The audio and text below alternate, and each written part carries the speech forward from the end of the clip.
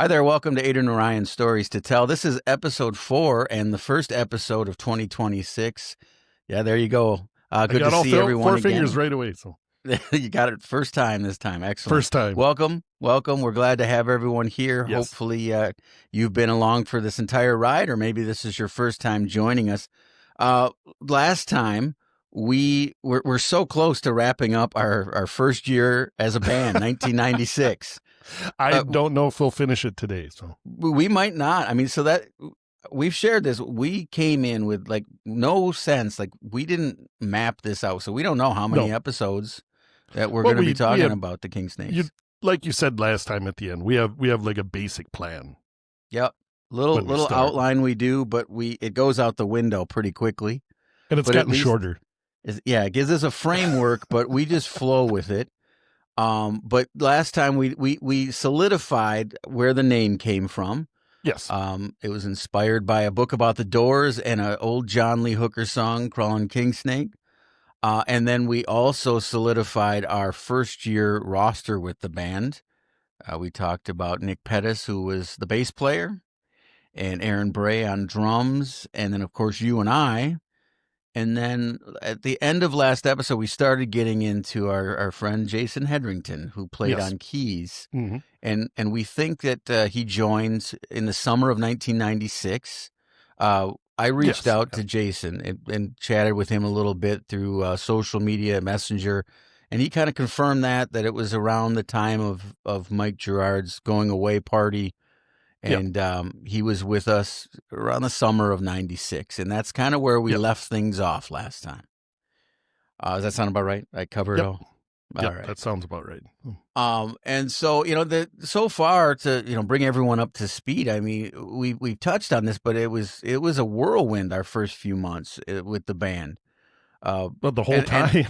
Definitely the whole time. As this unfolds, people are probably going to either laugh or scratch their heads or both. I don't know. I mean, they're just going to be like, wow, you guys dealt with a lot. But for both of us, this was new territory. We got in, we had 2 offers to be at the house band at the Pioneer or Hooligans, and we settled on Hooligans. We've talked about, Terry was very welcoming. He was willing to, he's willing to spend some money on some advertising for us.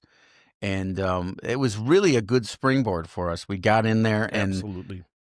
I mean, if you think about it, I mean, we played probably in the neighborhood of 50 shows a year there, somewhere around there. You think that's, I mean, because, every Thursday. In 1996?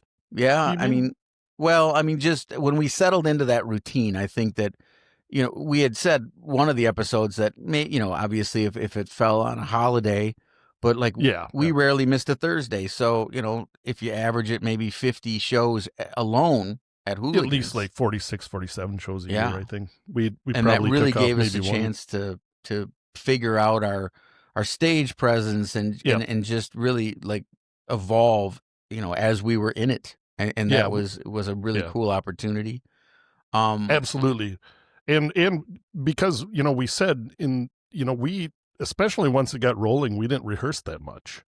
We played live. What was the number was it 1998 that you said that was the highest number of gigs we played? What was that, around 150? I think it was 153 shows, and I don't recall if it was 97 or 98, but I used to keep a little notebook where I would, and I sent you a photo of one of the years where it showed all our gigs for that year, and it was kind of neat to reminisce about. I mean, obviously we had the Hooligans, but there was just a smattering of random things. And that was kind of the other thing we talked about. Oh, yeah. Is we didn't have to do a lot of booking. Like No. A lot of people came to us, and that was cool. That was cool. It was, what was crazy is Adrian, I'll put it up on the screen. I can't find it right at this moment, but we had like a number of like gigs like out of nowhere. Like we were playing at the what was it, the Croatian festival or something like that we played at. So I found directions to Croatian festival, and it was like over by Milwaukee. In Milwaukee, or by Milwaukee. And there was a random like a grad party, or I'm sorry, an alumni reunion party for some high school class, and that was the thing that was really organic about it, was like people would come to the shows, like what we were doing, and say, hey, do you want to play our wedding? Do you want to play this grad party? Mm-hmm. So we had a lot of people coming to us, which was pretty damn cool. But there was one particular gig where we did a little legwork, and I wonder if you know where I'm going with this. I do know where I'm going. This would this have been? Was this the fall of '96? I think so. I'm pretty sure, because we had our original lineup with Aaron Bray on drums, Nick Pettis on bass, and Jason Hedrington on keys. Yes, and did we have horns at that point? Like, no, you and I were chatting about, at some point early on, like some of the horn guys would come and sit in. No, this was really early. Okay, so at this point, we didn't have any of the horn fellas there that joined us. But I remember, band's brand new, and I don't know if you had suggested I do this or if I took it upon myself thinking I was going to contribute, but I pulled out a phone book, and I started calling clubs in the area. Cold calling clubs. And as we've established, we didn't have a demo. We did talk in episode 3 that we got a wonderful surprise from Aaron Bray, our former drummer.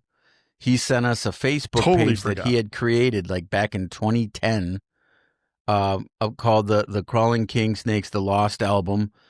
And there was a demo that Ron Malecki had helped us record, and we had forgotten all about it. And we think it was Ron Malecki. Yeah.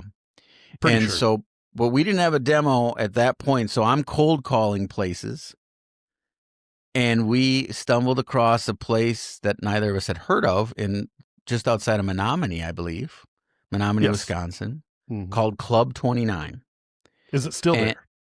I have no idea. I'm going to have to research that and see if it is. I'd be shocked if it is, because it was one of those country bars on Highway 29, and it was like one of those, I don't even know how you describe it. Like, it was like, it didn't look like a bar per se from the outside. It looked like just a shed, basically, as I recall. Like, it was like, I mean, it was one of those country bars, like out in the middle of nowhere. I seem to remember we had a hell of a time finding it because it was kind of off the highway. And it was like, I feel like we struggled to find it, but we finally made our way there. But I called the guy, and he didn't ask for a demo. He didn't ask for any sort of references. He just was like, yeah, sure. Why don't you guys come and play this night? And I think was it a Saturday night? Do you think? I think it was a Saturday night. I'll look. I got the poster here. Oh, you do? That's right. I did find the poster. This is one of the rare early posters we have, because as we established, we don't have our first 2 gigs. I did find Gerard's little flyer for his grad party. Did find that, but our first gig at the Golden Chair, we don't have a poster for, and our second gig at the Pioneer, we don't have a poster for. And so we asked folks, if you've got a poster from one of those, send them our way. So here you go. And this is an illustration of one of our hostage letter posters where we had to cut. This is literally, we cut out with scissors that little king snake logo that somebody drew for us. We still don't know who. And then I still think it was Brother. I think it probably was. I need to just reach out to Brother and ask him. Yeah, Brian Durkup. He was a good friend, both of ours, and a big supporter of the band. And so we refer to him as Brother. All the people in Eau Claire know him. He's still a bartending cornerstone of the Eau Claire bartending scene at Clancy's downtown. Clancy's, yeah. Clancy's Big C's, as Jason Eckes would say. It's and so I'm pretty sure he drew that because neither of us could draw. So no, I can't draw. No. So I'll have to ask Brother. But so we put this poster together, and they I seem to recall they promoted the show a little bit. But we walked into this no idea what to expect. I do remember, as usual, our drummer Aaron Bray. He was always I don't know how to put it. He was late, often for various reasons. He could was say he had his own time schedule. He had his own time, Aaron Bray time. But so I remember we were loading and we were kind of running late, I think, because Aaron showed up late. And didn't he show up like Taco John's or something? He was always showing up with like Taco John's or something. There was food. There usually was a restroom break in there. And so we had to like load and, start heading there. And then now, it was the thing I thought about yesterday when I was thinking about this, did I have that big, huge old van for this gig? I don't remember a van. I just remember I think I had that van. Wagon. Do you remember that? I don't remember. I remember your station wagon and then the big Buick that you had that we wrote Big Bad Cruising Car about, that song. But do you remember that huge van that I had for a couple of years? I don't. You had a van? Yeah, I had this huge van. I don't know. I had this huge Ford van for I think about a year. I bought it for like, I don't know, $200. I think it was from Wally. Do you remember Wally? Oh, I remember Wally. Yeah. For Wally World famous from the Oak Lake. But I had this huge van. I don't know if it was that early though. That's why I'm trying to think. But I thought we had a van or we borrowed one or something. But I'll tell you I had this huge Ford van that we could fit like everything and everybody in. It was huge and it burnt more oil than gas. I remember that. I don't remember. So this is where I start to feel self-conscious because I always think, I got a really good memory. And then we start getting into some of this and I'm like, you had a van? I don't remember a van at all. Oh, yeah. Yeah, I remember that but I think maybe on the timeline, this would have been October 11th. We both think it's 1996 because... I'm positive it was that first year. Yeah, I am too. I was so excited and proud of myself that I like booked us a gig and I thought, this is going to be easy. I just cold called and got us a gig. And I figured, well, this is how it's going to be.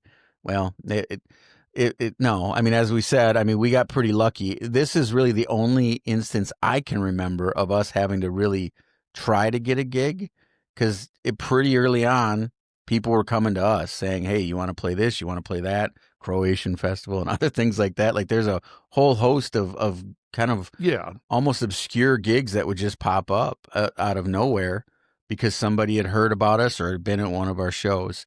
So we had this gig though, and I remember we loaded up and you think it might have been a van. I don't recall that. I do remember Aaron was late. We were like rushing to try to get everything. We couldn't find the place initially because it was kind of off the highway. They didn't have much by way of like lighting. I think you or somebody, my blind ass wouldn't have seen it, but like somebody like saw like a faint like bar sign off in the distance and we took a chance, took a turn here, there, and we found it. And we pull up to this like shed looking kind of bar and there was like really no one in the parking lot, I seem to recall. And we walked in and it was pretty empty. And it was one of those things that, as I'm remembering it, there was like the bar. And then they had this little like room off from the bar that was kind of built, I think, for like banquet kind of events. And or bingo. I think or bingo, absolutely. It had that bingo vibe, bingo hall vibe. Totally did. But I think there was a stage, wasn't there? I think there was an actual stage there. Yeah, I think it was like, really like a base, like a little riser that they just kind of put up on the side. But there was something actually there. So I remember we got there and we're setting up and the guy had mentioned he had done some advertising for us. So we were like, I recall thinking like, oh, cool. Some advertising, people are going to show up. And at least at the start of the night, not a lot of people showed up.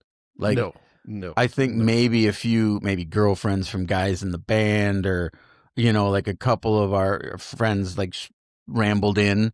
But like we were at the start of this evening playing to like next to no one. The bartender was, I think, like two people. Yeah.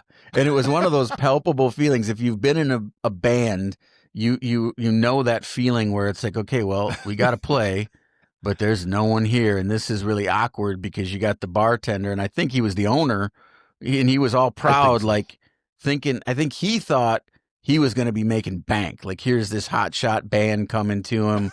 And I probably had promised him the moon about like our big following already. And so he was like all proud when we walked in, like I did some advertising for you boys. And then no one freaking showed up for like most of the gig.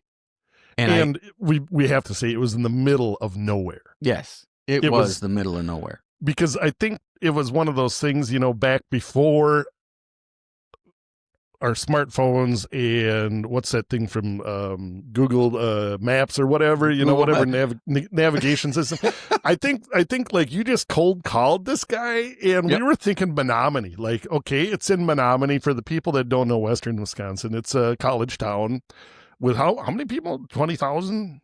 It's people 20, 30 somewhere. It's just it's not smaller than Eau Claire, but I think there's like. At that time, there were 5,000 to 6,000 students. So, a sizable thing. And we were thinking, I think we were anyways, thinking, okay, Menomonie, next city to Eau Claire, closest city to Eau Claire, and a college city. And we thought, okay, the college kids will come out.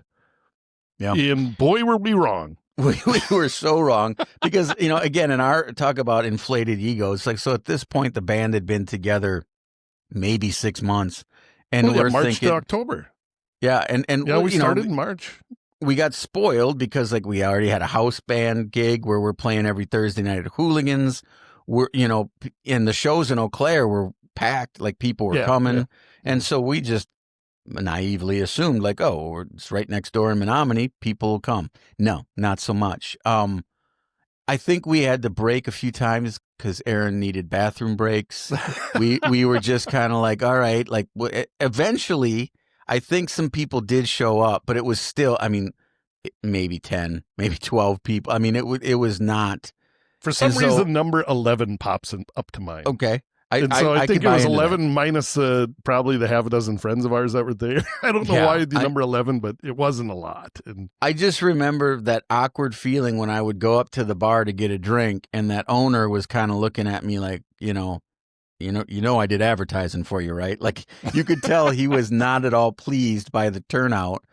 And so we get through the gig, and then it was time to settle up. And this was new. And I think you had said to me, Adrian, you booked this gig, go settle up with the guy. And you, so you tell me if I'm wrong, but I remember I went up and he was kind of like, well, I put money into this with advertising. I was thinking, you guys would bring in more people.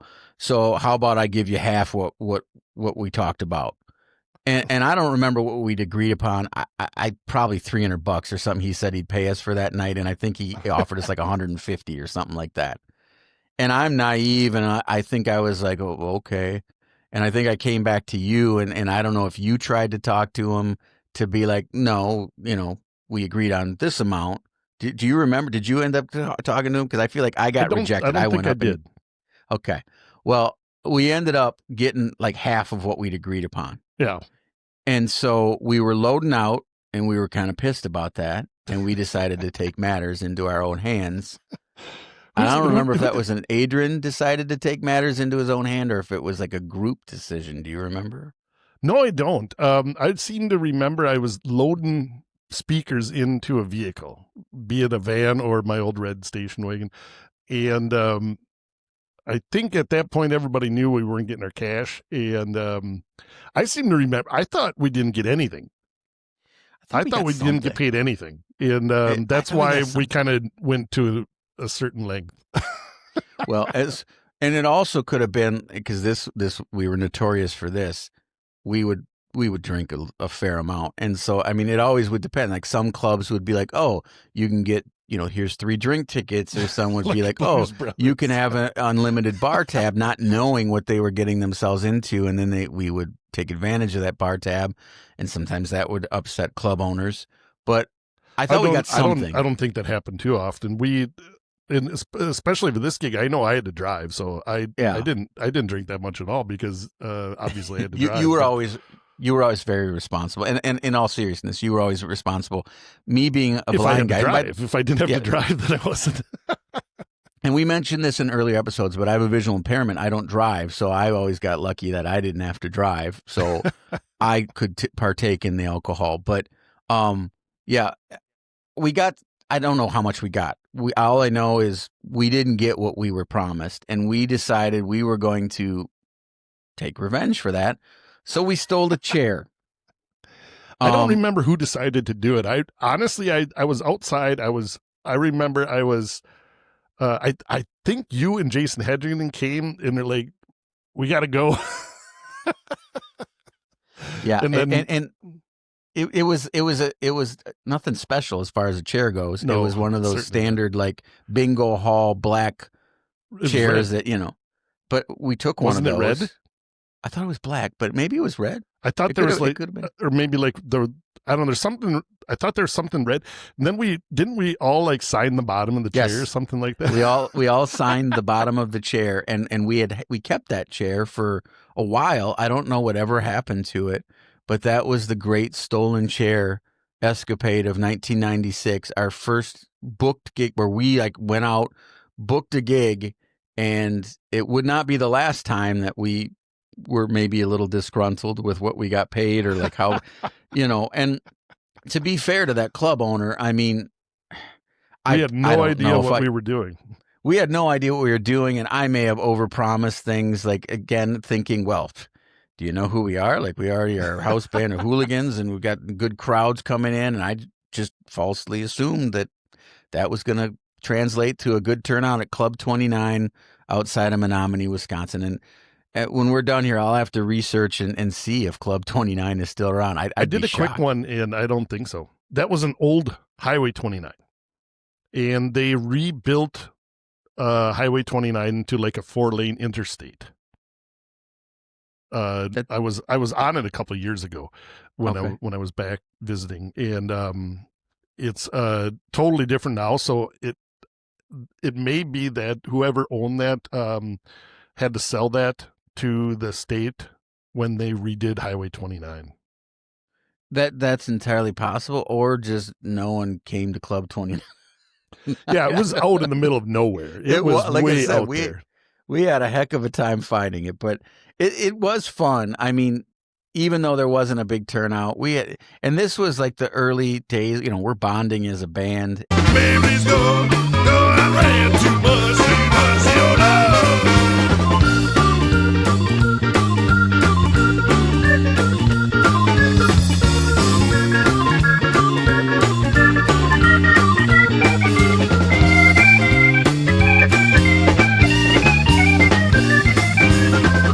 Just weird little things that each band member brings to the table.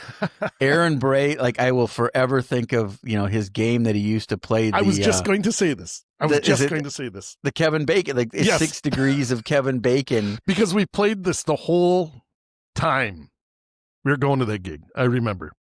Yeah. I mean, so Aaron Bray, and I think we shared this before, he's actually doing some acting. He's been in some movies, TV shows. Check out his Facebook page. Yeah, he's been on some things you've probably seen out there. I think he's listeners. in Florida right now, right? I think he lives in Florida, but he's been on he was out in Hollywood for a while, I believe. He's been on a couple of TV shows and movies, and so he's always been a big movie buff, as am I. Huge movie buff. And that guy, you couldn't stump him. Because the whole idea, you got to tell the people. Excuse me. You got to tell the people what this game is, because anybody that's probably under the age of 30 won't know, or 40 won't know what this game is. So I think it was called 6 Degrees of Kevin Bacon, but it was basically that if you named an actor, actress, Aaron within 6 moves could tell you how that person was connected to Kevin Bacon, whether it was they were in. Yeah, through movies they were in, whether they were directly in the movies with Kevin Bacon or they were within somebody else who was in a movie with Kevin Bacon, and you could not stump him. And there were a few times, like, so in gigs, like between songs, one of us might like look back and be like, Aaron Bray, Robert De Niro, and he'd be like, yeah, so Robert De Niro was in, and he could like it was almost like Rain Man, like he could just rattle this off. He was unstoppable. Yeah, and so we do it during rehearsals, and again, we didn't have many rehearsals, but if we rehearsed, we would, like, between songs, try to stump him, and we never could, and every time we thought we did, there was 1 or 2 instances where we'd say something, and he'd kind of get stumped, but then, without fail, we'd get a phone call. I have a story. You go. I have the story. So I stumped him for the longest. And I know this for a fact. It's a story I will never forget. And we were, I don't know where we were, but I said Bob Geldof. And for the people that don't know, Bob Geldof is the actor that plays Pink in Pink Floyd's The Wall.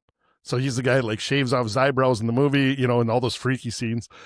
And and Aaron was stumped. We were all like, oh my God, Aaron can't name, you know, and it was hilarious. And I think you and I were sitting up playing video games, Sega NHL 94, and probably drinking wine, cheap wine or something like that.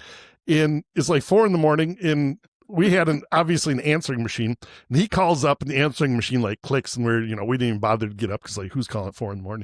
And Aaron Bray's something like, yeah, Bob Geldof was in the movie with blah, blah, blah. And he made the connection, stuff like this. And we were both just like going, what the fuck? You know, Yes. It's like, I remember it's 4 a.m. and it was like. Well, and just, and like you said, and again, young people like my answering machine, but yeah, this was before cell phones. So you had a little box that connected to your phone and people would call and leave you voice messages. But I can still hear Aaron because he had that, guys, he was undefeated. You did stump him the longest. Well, but other people, maybe somebody else stumped him, but that was like the longest in the band. Yeah, as far as we knew, because I remember Nick Pettis like tried and tried and tried. He was like firing off actor and actress one after another, and Aaron Bray like would be playing in a gig and he'd be like screaming over and like saying, you know, he blah blah blah was in this movie. He's playing drums all the time. Yep. He was, or between songs. You know, it was fucking hilarious. Yeah, no, Bray was really good with that. And so it is kind of cool that, you know, now he's actually in acting and followed that dream. And I think he has done some music teaching and plays in bands and whatnot still, but he's creative very active. Yeah, absolutely. But yeah, so that was the Club 29 incident.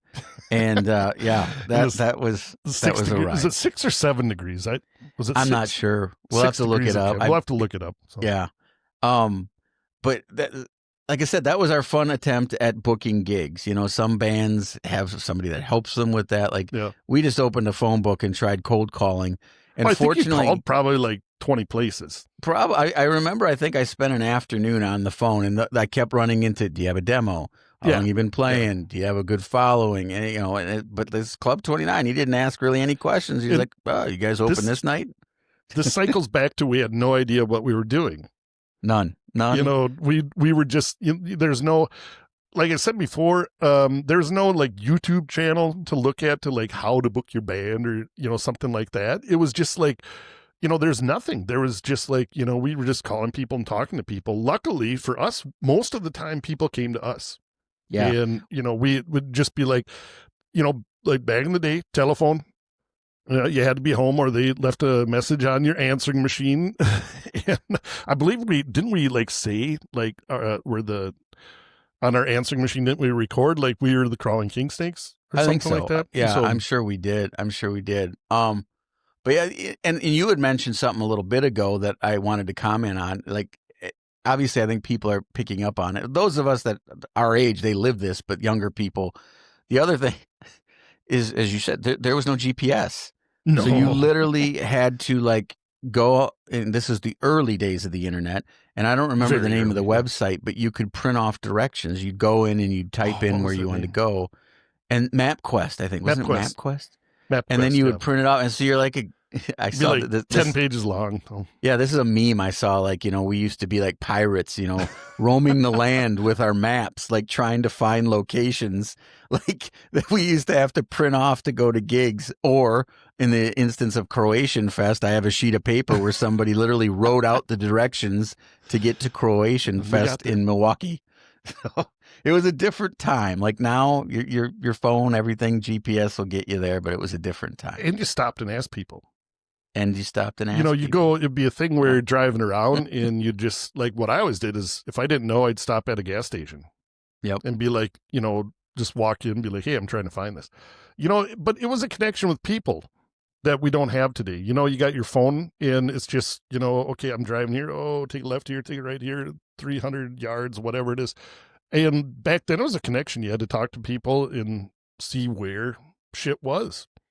And within that connection, sometimes it gave you an opportunity to like promote your band because as you're talking we'd be like, about, come down. Yeah, absolutely. You could like mention it, got a gig. And to end this point, speaking of technology and limitations, to Aaron Bray's credit, he didn't have a phone to pick up and look up how Kevin Bacon connected to so and so. It was all in that man's brain. So you got to give Aaron Bray credit. That's that why. That's why, first of all, it's amazing. Second of all, today nobody would care because they'd be like, okay, I'll Google it. And then, and the worst thing is they don't even type it in anymore. They just use the voice thing, like Google or Siri or whatever it is. And so and it's bullshit. So that was Club 29.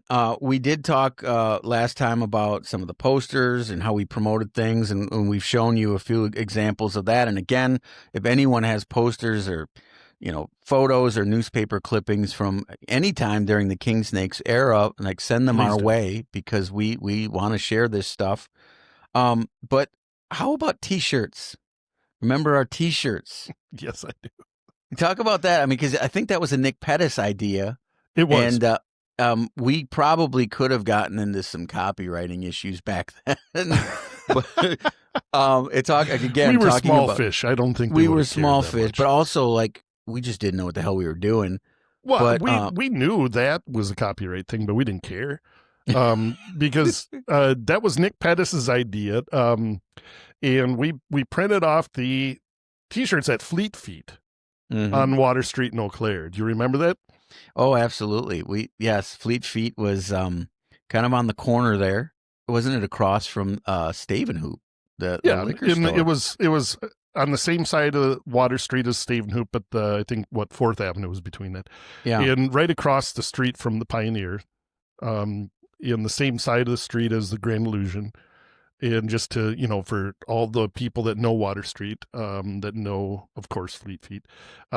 What did we pay for a T-shirt back then? Was it $5? Something, yeah. I mean, so I found a receipt, which I shared with you. And I'll get a picture of it to you. Do you still have one? I do. Doesn't fit my ass anymore. Sure it doesn't. Mine doesn't. Maybe. Not even close. I could probably put my arm in it.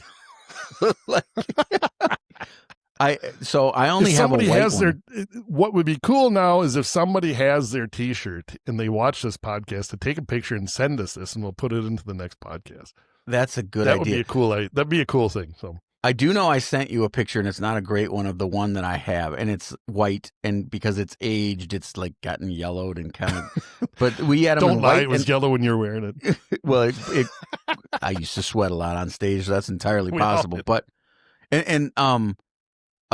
had them in white and black, and it was Nick's idea to do the CK, which used to be associated with Calvin Klein. Calvin Klein, okay, yep. Yeah, because Calvin Klein went through it. They were big, the clothes, but also they had like colognes and perfumes. Cologne and was shit huge like that. at that time. Yeah, that was like for dudes. Calvin Klein cologne was like the top of the line stuff. That was like $50 back then. Yeah, and that was a lot of money. We took the CK and basically ripped it off.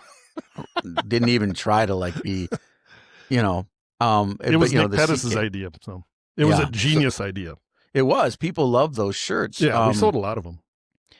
So I found a receipt, and it was something like $250 or something like that for like an order. Probably. And it was like you said, it was like $5 a shirt, which now that would pay for the sleeve of a T-shirt these days. Yeah, I mean, it's crazy. But those, I think we, what did we sell them for? $10? I think we sold them for $10. Yep. Okay. And crazy. I don't know how many orders we went through of those. We went through a lot. Yeah, they were well received, and we probably broke the cardinal rule because I know I have photos of you wearing it. I have photos of me wearing that shirt. I have photos of me wearing my shirt at gigs, which I think is a rule. You're not supposed to wear your own band Why not? T-shirt. Well, I don't know. I guess people think it makes you look egotistical, but I mean, I'm a lead singer, so I'm supposed to be egotistical anyway. I guess, that was my rationale. I used to wear that shirt thinking that girls would notice it, but I remember once walking down Water Street and like some drunken frat boy's like, dude, you're in that band. I love your band. And I'm thinking to myself, like, that's not quite the audience I was looking for wearing this shirt around. But yeah. So we had those shirts. Those were well received, and we'll have to like you said, that's a good idea. If somebody has a picture, or has the shirt still, like send us a picture of you wearing it. The kudos to you if you still fit in the shirt, because Lord knows I don't. It'd be cool to see Brady if he's still got a T-shirt. So. We got. I have you talked to him Eckes. lately? We talked No, about I haven't Brady talked to him for last years, time. but obviously I'm good friends with Jason Eckes, and he went down to Florida and hung out with him last summer. And when I got up there, I did get a chance to see Jason, and he showed me some pictures and said they had a couple of really fun evenings down in the Nice. Keys. And Brady was a riot. He was a lot of fun. yeah, he was one our of number one biggest fans. dancer. Yeah, he was he was a like crazy. madman on the dance Madman. floor. He loved getting out there and cutting it up. Yeah. Boogie woogie woogie. And then the last piece, and I think this would wrap up 1996, would be the Merle wait. incident. What? Okay, all right. No. Am I jumping in? We got you're putting the cart. Okay. The fuck. You're putting the cart before the horse. Okay, all right. I'm tripping over my tongue today.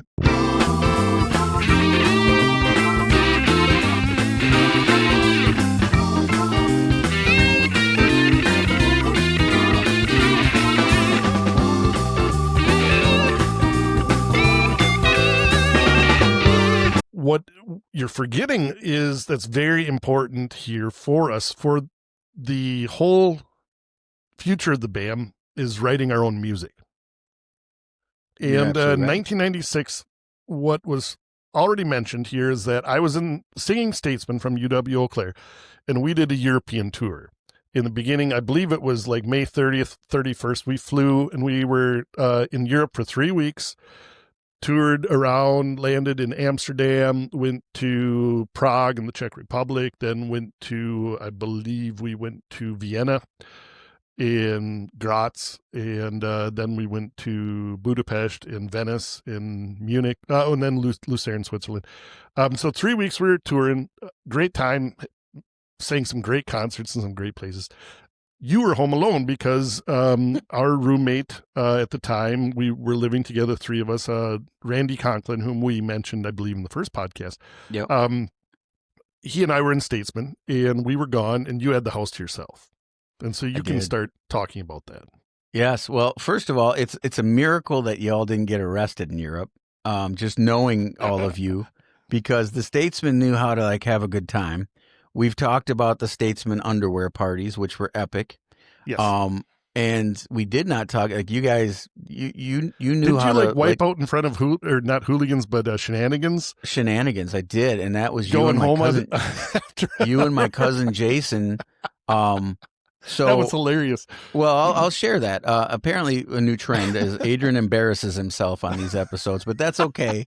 I don't mind.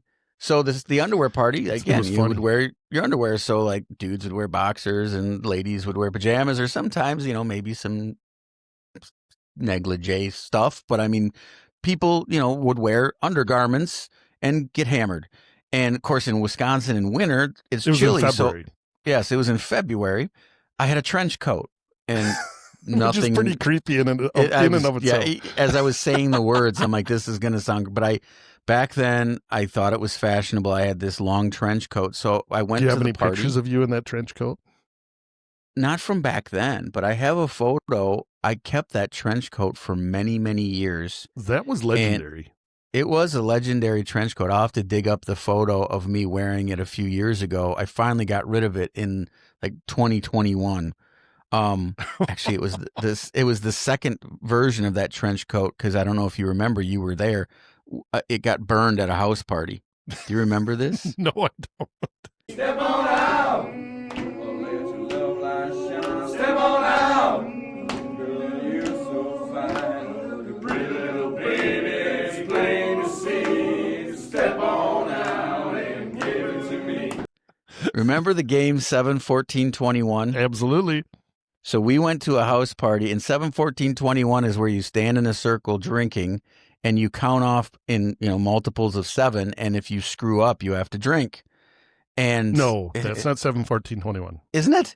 No, okay. That has a different name. There's something like you had to say a word, you would count to 1, 2, 3, 4, 5, 6, and then whoever had 7 or multiples of 7 and doubles 11, 22, etc. You had to say one word. I forgot the name, Bing or Sing or something like that. Was it and it Buzz? would switch directions. But Okay, so I think I'm mixing 7, up two 14, different 21 games. is a dice game at the bar where you Okay, roll all right. dice and you only count the ones. And then obviously you need at least 3 people to play this, otherwise it's pointless. But you count the ones, and then whoever rolls the seventh one. And so like if if I start out, if I roll a 1, it'd be number 1, and if you roll a 1, you can continue rolling until you don't roll a 1. And then you count them up successively, and then whoever rolls the 7th one gets to choose the shot, and whoever rolls the 14th one pays for the shot. And then you're supposed to roll it with 5 dice. I got all 5 fingers working. And then so with 16, you take 1 out and then keep rolling down. And so until you get the last dice or the last die, and then you play shit on your neighbor. Whereas like it works better in a big group of people. If there's just 3 people, there's not too many people to do it. And so like whoever you want to give the shot to, you would roll this and put this down in front of them, and they would lift the dice cup. And if it was a 1, they'd have to drink it. If it wasn't, they could shit on the next neighbor. Or if they liked the shot, they could roll it to themselves.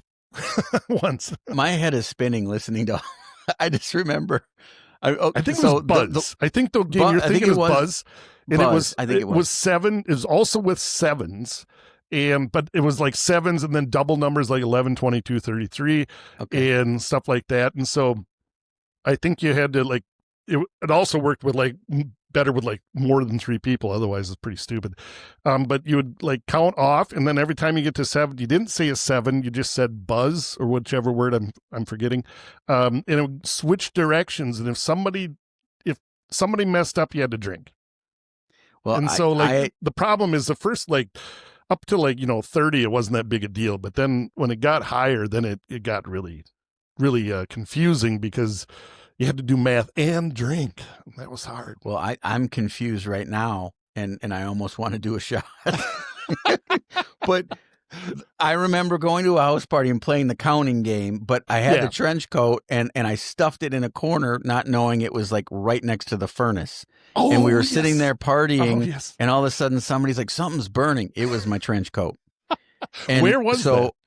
I don't remember where the party was, but like, now I remember. Oh God! So then I ended up buying a second version of that because coat I was worried that you would say I burned it. I don't remember. No. I had just stuffed it in a corner next to a furnace, and it lit on fire.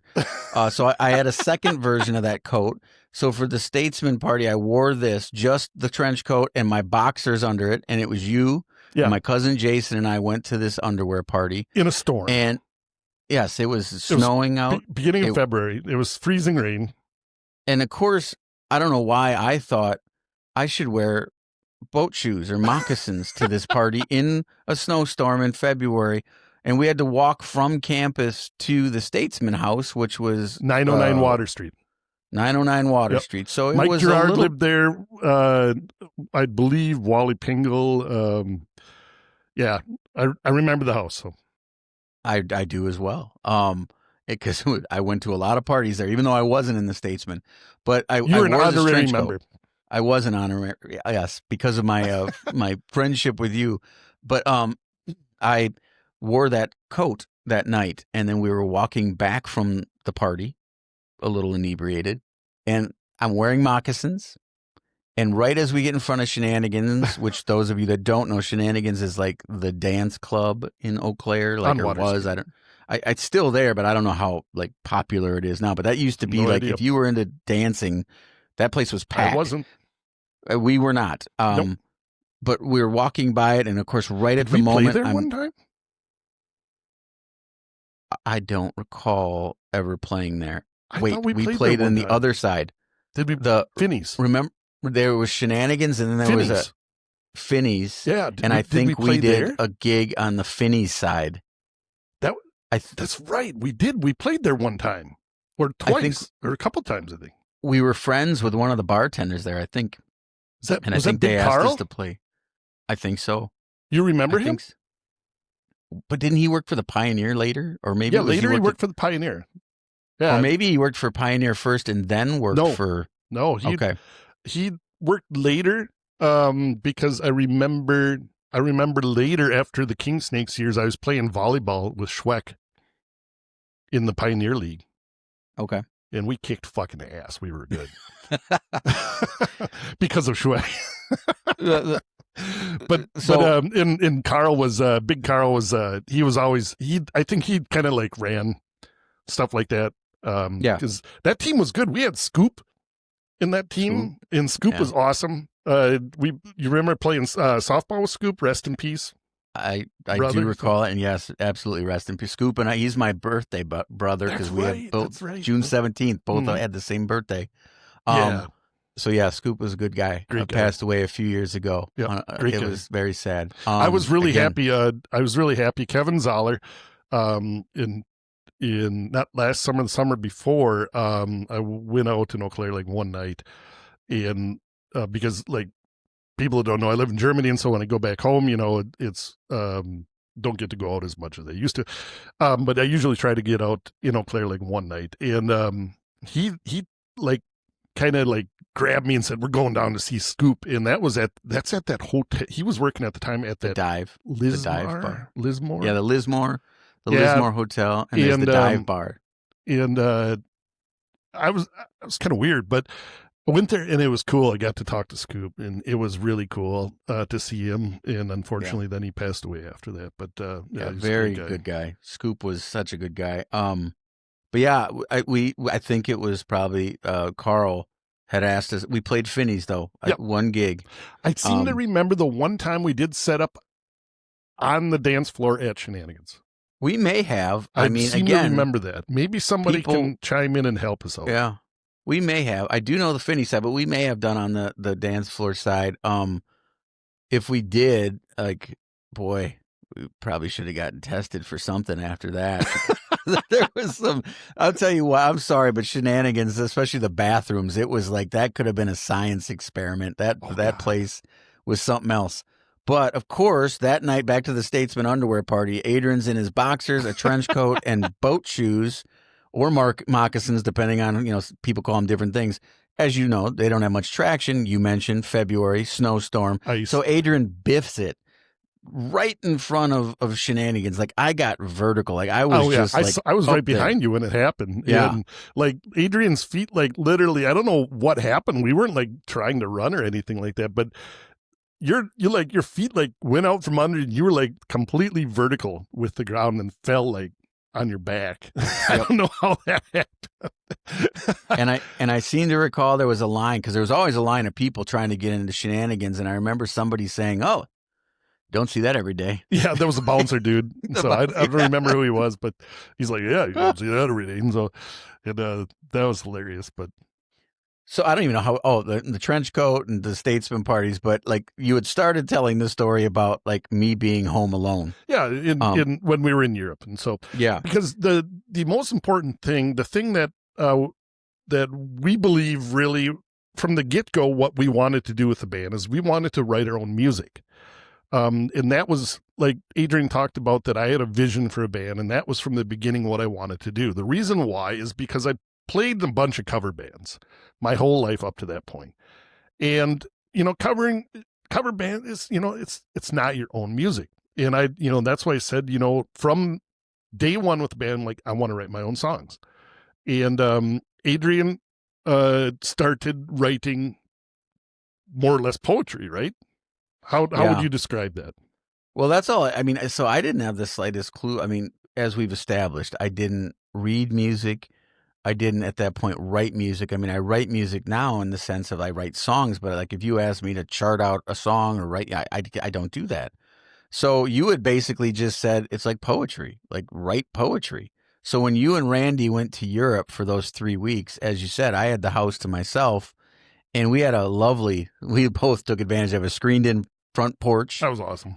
And we had, couches out there, and like we would sit out there and smoke cigarettes and just, chill out and just hang out, listen to tunes, drink beer. So I sat out on that porch during the day if I wasn't working, and just wrote poetry, basically. Yeah. Mm-hmm. I had a green notebook, and I still have that notebook somewhere, but I would just write poetry. And while you guys were gone for that 3 weeks, I just wrote. And I think I wrote something like 25 different, like, quote, poems. And it's funny because I remember I have one recollection of I was out at the bars, which was not uncommon. And you guys were still in Europe. And I was going to an after bar at Brian Zakowski's house. You remember Brian? Brian Z. Brian Z. He lived in Catherine Thomas with us. Brian, that guy, so many stories. He didn't really want to be in college. He was a smart dude. And I remember he got accepted at, he was a math major. Yeah. And he had been accepted at like the University of Miami, like a really big school, and turned that down and decided to come to UW Eau Claire. And pretty early on, he's like, I don't really want to be in school. So he basically just ran I don't know how to put it. Like, he sold beer. Like, he would take a hockey bag, fill it up with cases of Busch Light Draft, and he would sell them to you for, like, if he liked you, like, I think it was 25 cents a can. And he would keep a tab, and so we could go to him and be like, hey, man, I need like a 6-pack or a 12-pack, and he'd sell it to you. Later, he expanded on his business empire. He would sell you food. So you could go to his room and he would like have like burritos or like stuff you could buy from him. And like, so we got to know we'd hang out in his room and watch movies and drink and eat food. But Brian, he had these hockey bags and he had his little business empire for a few years.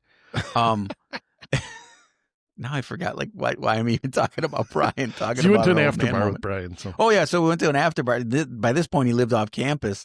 So I'm walking home on Menomonie Street, walking home to his place from the bars, and it was garbage pickup time. So like at every house, these are college houses just piled with garbage bags and stuff. And I got this idea about like writing a song about I'm your garbage man. You know, it basically was referencing, you know, if you don't want your woman, you leave her, I'll come swoop her up. You know, that kind of like misogynist kind of like crap. And so I ran to Brian Zakowski's house, barged in, and that by this point there's a bunch of people already partying, and I'm like, I need a pen and paper because I had these song like lyrics in my mind, and everyone's like, what the hell's your problem? And then he gives me a pen and paper, and I'm sitting there scribbling out these lyrics, which never got used for a song, but that was basically what I did for the 3 weeks you were gone. I was like, anything that popped in my mind, I'd like write a poem about it. And when you came back, I had like 25 pages of lyrics that ended up, several of them we ended up using for songs. Original lyrics to Poor Man's Prayer, the first song on our CD. And you can see the notes so I would basically write out a poem, and then Ryan would take it and like, because he is, you know, music major, music theory, music comp, like he would write it out. Like he could take that idea and turn it into the music. It was a while. I'd say at least a year before I started like hearing music ideas as I do today, like where I can like hear like a song, like a melody, something will come to mind and I can start fleshing it out myself. But this is how it started for me as far as songwriting, is I just wrote poetry. Yeah. And this, I remember getting back from Europe, and then you came to me and you're like, hey man, I started and I got this stuff. You know, we were keeping in touch and talking about it. Not like today where you get cell phones, you can, you know, text somebody at any time. But that in, you know, I remember this was a start because I'm like, I looked at it and I'm like, yeah, we can use this. And then I sat down probably in my room and kind of fleshed it out. And your notes are there. You can see that. You're kind of fleshing out the structure of it. Yeah, even in like the last, I think the bridge, something like that, you can see it that I added lyrics to it and stuff like that. So we were working together from the beginning, writing music. Yep, and that was kind of a unique thing as far as and for a blues band for sure. That's what I was just going to say. I don't recall if we touched on this in the previous episodes, but when we started, there wasn't that much of a blues scene in Eau Claire per se. No. There was Howard and, you know, Howard Guitar Luedtke, Blue Max. You know, and they were based on, I think, Wausau, wasn't it? Wasn't that where they were? I believe Altoona. He's from Altoona. Or they live in Altoona. So they were well known in our area, but that was about it for blues. That was it. There was the Minneapolis blues scene, which I think, you know, a lot of people in Eau Claire would drive over to Minneapolis to check out the blues over there. Mm-hmm. but really it was just Howard. So we were like new to the scene, not only as a band, but like the blues thing. Like I think kind of, I don't want to say started that, but it was like it was something unique that we were doing. Oh, absolutely. I think too, because we incorporated so many different styles of music in general. We were a blues band. There's no denying that. But it wasn't just your average, because at the time that was like what most people played. Most people played that for blues. And I affectionately call that, what was that word I used? I forgot. I'm getting old. I'm forgetting. Well, you called it the Muddy Water. We talked about Muddy Water White Boy Blues. Muddy Water White Boy Blues. So is some band, and again, this isn't it because we love Muddy Waters. Like, yeah, it's not a Muddy Waters is obviously an institution of very important for the blues, and it's not. I'm not trying to degrade Muddy Waters or anybody that's white trying to play the blues. It's just that there's a lot of bands that just sound the same, and it's always like it's always in some derivation of a like and kind of a stereotype as well. And when I was starting the band with you guys, said I don't want to do that. It's fine to do one or two songs a night when you got 40 songs of that type of groove, but I said I wanted to incorporate stuff. We were huge into the Fabulous Thunderbirds. And so Texas blues, we were huge into that. And, anybody that knows anything about blues knows that in Texas, that's not what people hear, not what they listen to, not what they play. And, we incorporated, stuff on, in the course of the 5+ years with the Kingsnakes, we incorporated a lot of different stuff, including here swing music, including I would say light jazz, rock, funk, stuff like that. Yeah. And in no other way that I've heard in my lifetime any other blues band do. Not saying it doesn't exist. It's just that at that time, certainly not. I think you just nailed it on the head. I mean, it's an interesting. If you track the history of the Kingsnakes, you see our music development and how our influences came into play. Because as you said, we started out, T-Birds were huge, Stevie Ray Vaughan, Jimmy Vaughan, like that Texas sound. But then, we started doing like that Kansas City kind of swing jazz with the horns and you mentioned swing music. Yeah. It was around that time there was a big movement with like Cherry Poppin' Daddies, Big Bad Voodoo Daddy. There was a little couple year era. Squirrel Nut Zippers. Yeah, we used to do Hell. And we covered them. Hell. In the Afterlife. Yeah, that was a great tune. But there was like a couple years where that was like all the riot. Like there was, these bands, they were wearing zoot suits and like swing dancing became a thing. Well, people came out and did that. We'd be playing You and Me in the Bottle Makes Three. Yeah. From Big Bad Voodoo Daddy. And I remember Scotty J from The Statesman and his, I think now wife, I forget her name, but they'd be like doing like throwing each other up in the air. Well, he was probably throwing her up in the air, but it was like there was some crazy dancing going on, and people, dress up a little bit, and that was really cool. And we had, people called us a blues band, but we were much more than that.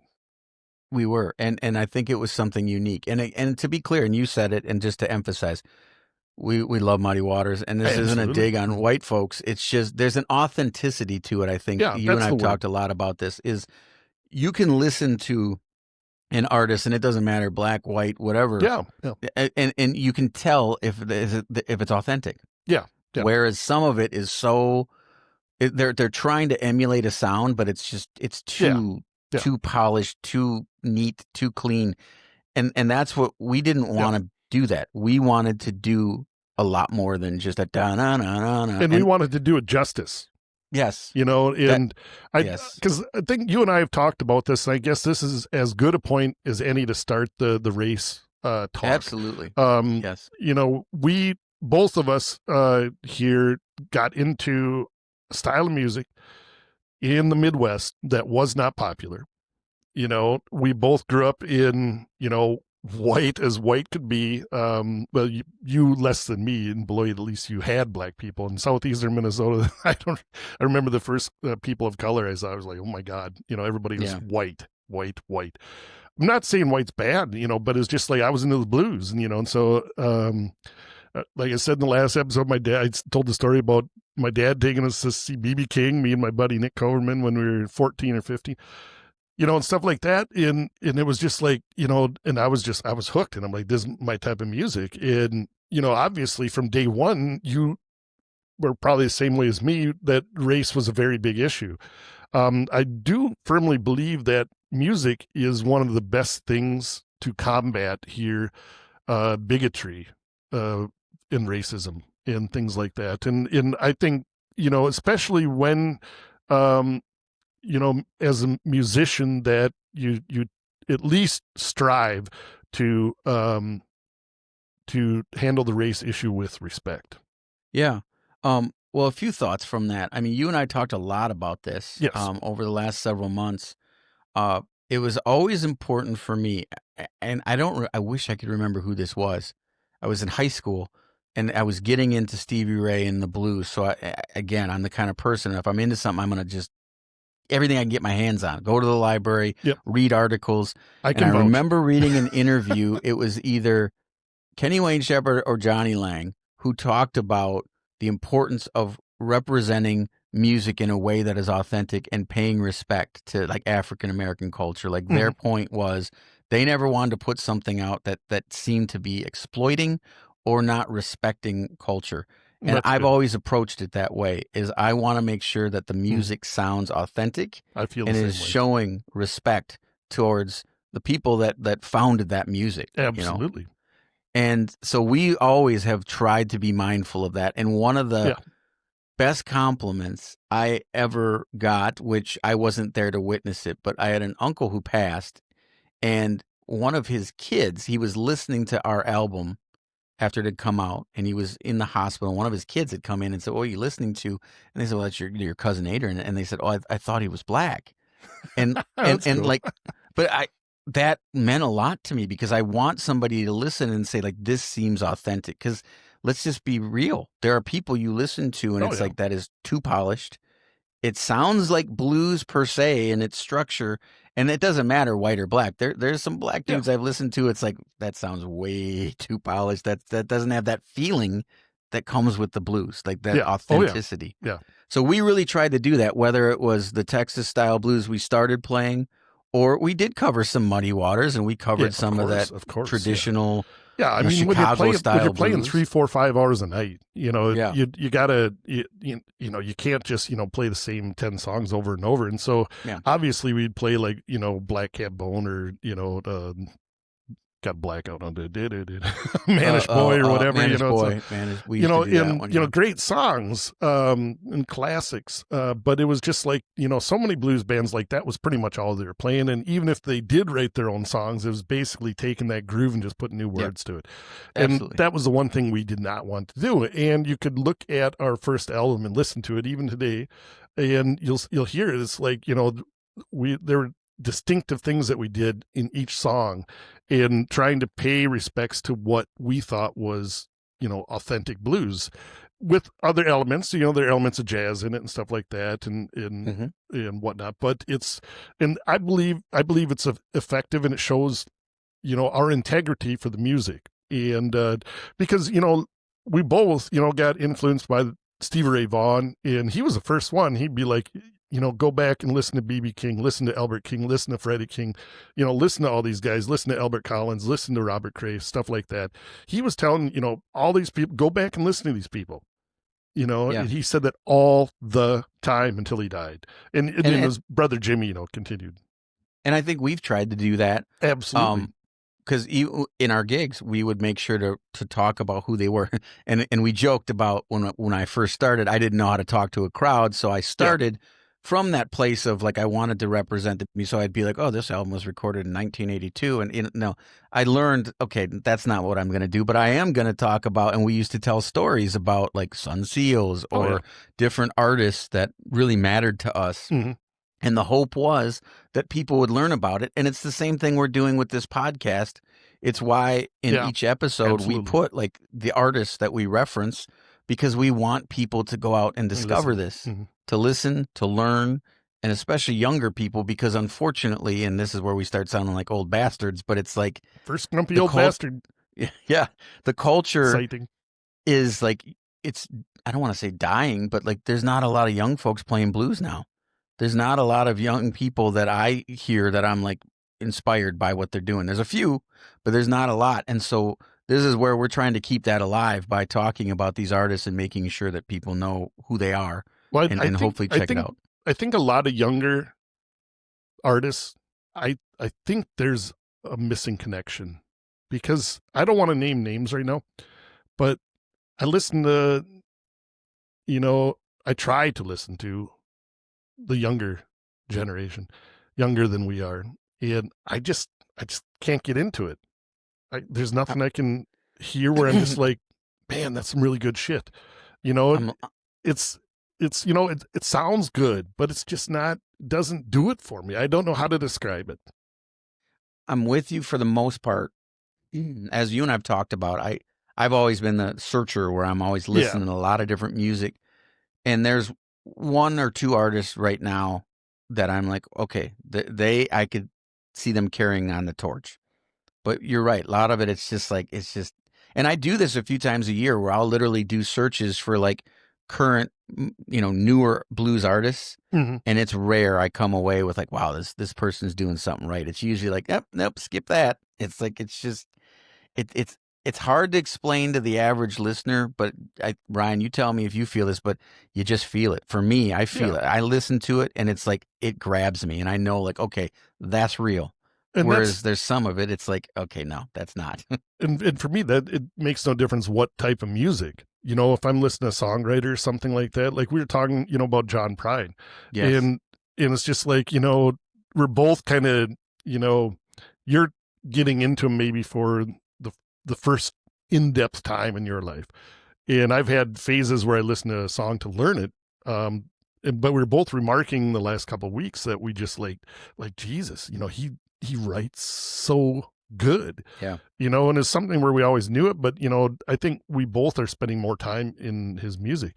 And even if it's like not my favorite song of his, I still go, yeah, that's cool. I was listening to Bruised Orange the other day.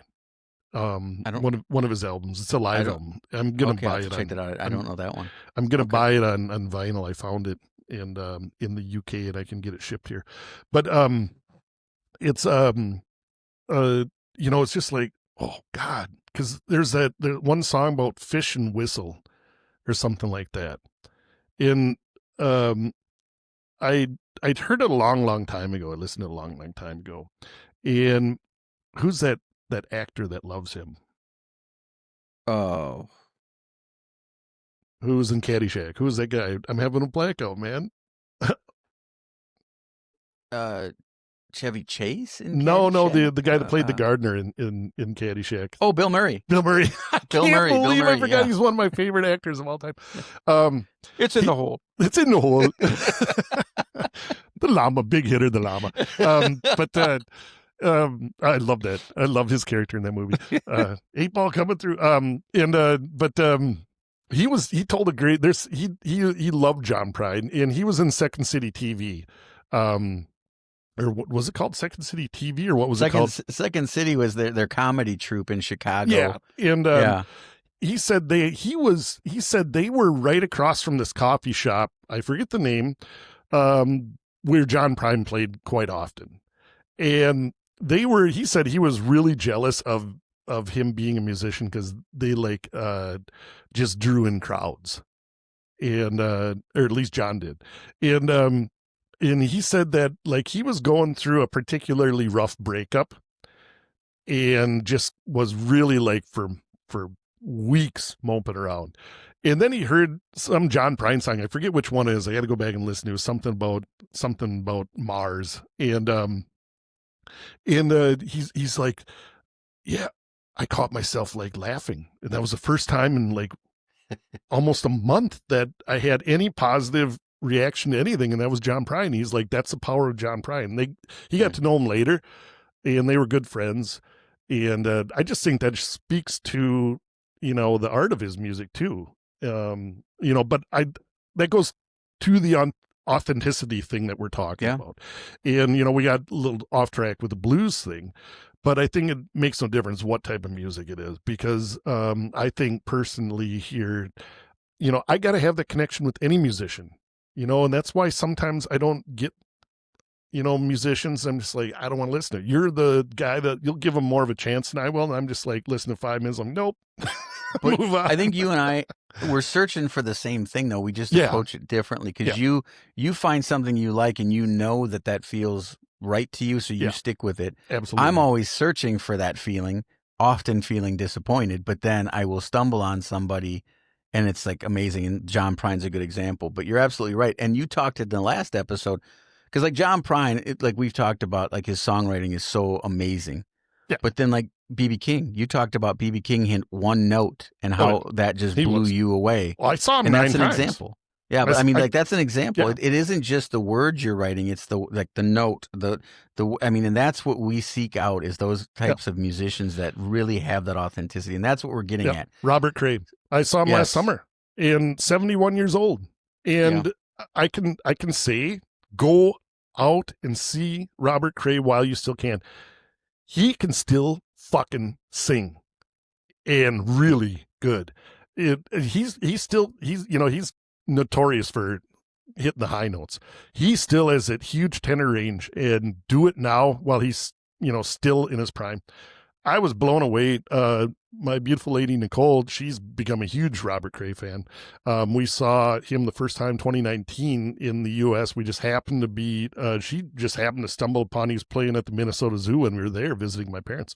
And so we went there, and she's like, oh wow, this is amazing. And so we've seen him now 2 times in Europe, here one time in Vienna and the last time in Leipzig. And it's just awesome. We're in a group, we're in a hall with like 300 people, and there were people talking before the thing. They didn't know who he was, but they came anyways, just because of his reputation, and that's why go see him now. If you've never seen Robert Cray, or even if you have, go see him now, because the problem is he's 71, Yeah. And we're all getting up there, and one day we ain't going to be around anymore. You got to do it now. Yeah. Robert Cray is, that's one of the ones next to Stevie Ray. When I was trying to discover more blues, I was still in high school, and I walked up to some kid who was probably a college student at like a music land, and said, like, who's like Stevie Ray Vaughan? And he's like, I don't know much about blues, but check out this Robert Cray album. And it was Midnight Stroll. Great album. It's such a good album. And so I had that in high school. I love that song. And Robert Cray can belt. He can. Oh yeah. Oh yeah. That song. Little Birds. Remember that song off the? I think it's the Sweet Potato Pie album. Yeah. Just that still gives me chills. But I agree with you. And this is an example, folks, of what we talk about going off script, because none of this was planned. But it was. I hope you guys feel like I do.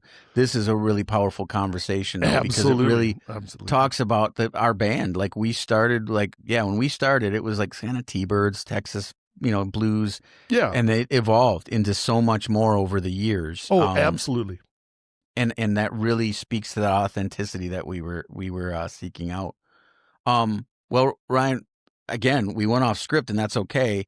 But I think this is a good point to maybe segue into our third portion, the creative corner. Yes. And so we lied. We're not done with 1996 because we have one more. more. Even close. We have one more, at least one more, like good story to tell, which we'll have to pick up in the next episode. But I actually think we should wait for Jason Hetherington to be on the podcast. You want to wait for that? I think. Okay. I think it would. Maybe, depending on when he's available, I think it would be cool because he would add a little special sauce to the burrito. I can get behind that. So yeah, we should talk. So, I did reach out to Jason. That's where he confirmed kind of his start date and end date in the Kingsnakes. But I did ask if he'd love to be on this podcast at some point. He said, oh, heck yeah. So he's gung-ho, so we'll have to talk to him about when we can get him on. Yep. But he could definitely fill in this last big story of 1996 that we're kind of hinting at. So we'll have to see about that. All right. Well, let's get into the creative corner piece then. Creative corner. Hold out of the road. I get down at 35. I only was on the radio.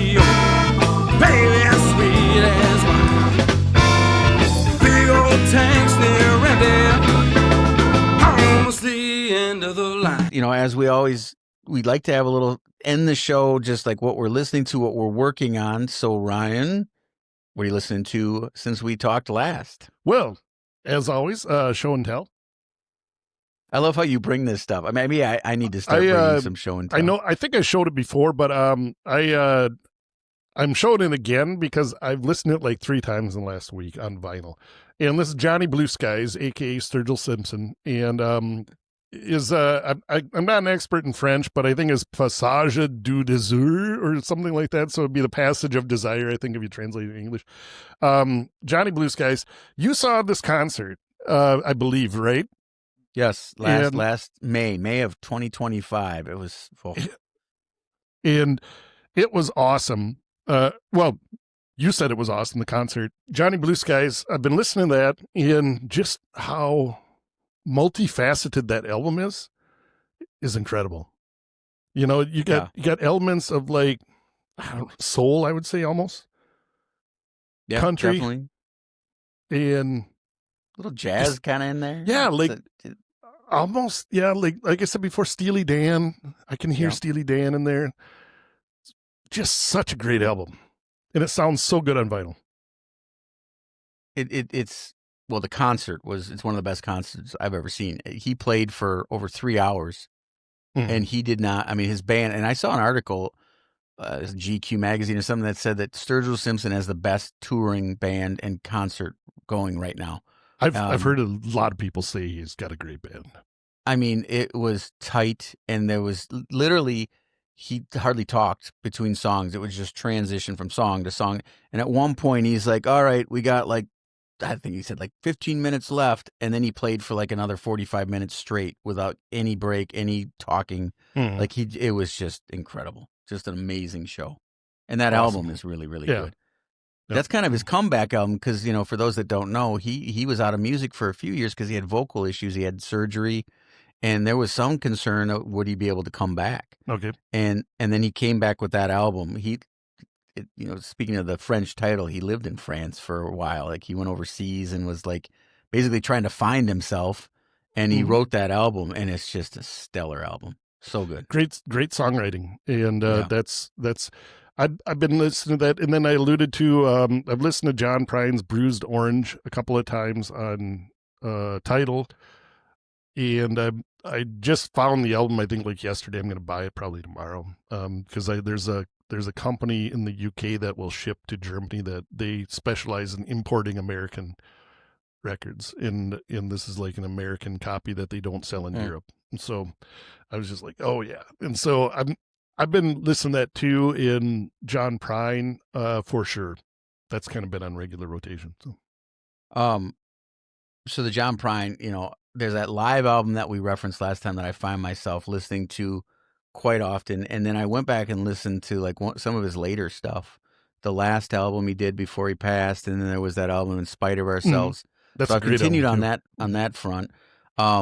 Merle Haggard, we mentioned last time the Willie Nelson album. So then I listened to that too a couple times.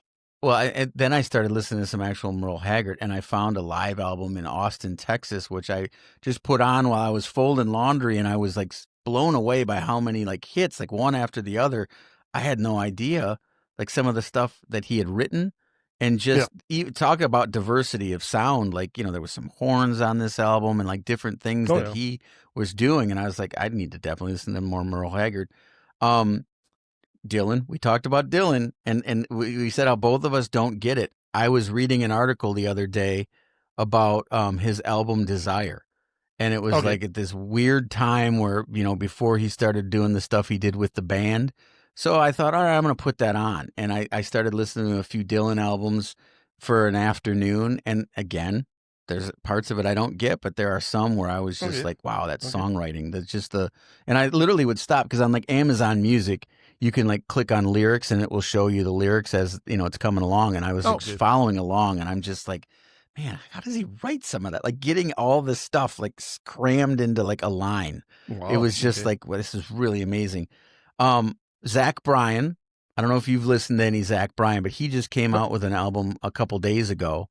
that I've been listening to all this weekend. I've listened to it like 4 times, and Is it's he on the good really- side of country or the bad side of country? he's on the good side. Okay, You and good. I have been talking about this Zach Bryan and his feud with Gavin Adcock and a couple other Charlie Crockett's in the middle of this feud, and so there's the good country with like the Zach Bryans and the Charlie Crockett's, and then the bad country with like the Gavin Adcocks and the Morgan Wallens, which I admit I have a guilty pleasure for some of that bad country, I'll admit.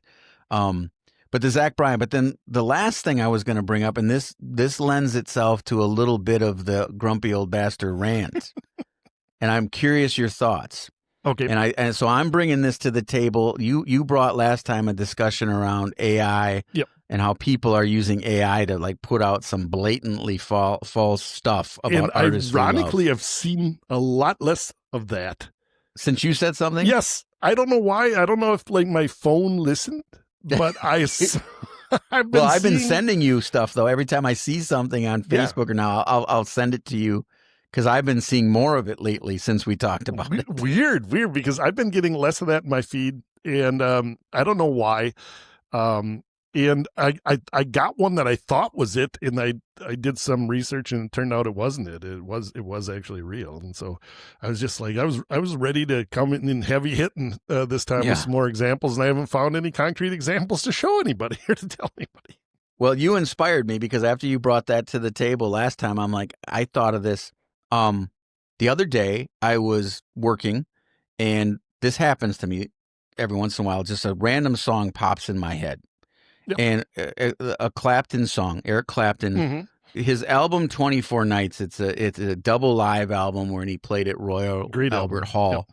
And back when we were in college and when we first met, I had that album. We listened to it all the tape. time. So. Yeah, I listened to it, and we ended up covering some of the songs on that, including "Have You Ever Loved a Woman," which I think Buddy Guy did originally, and then Clapton covered it, and we did a version of it.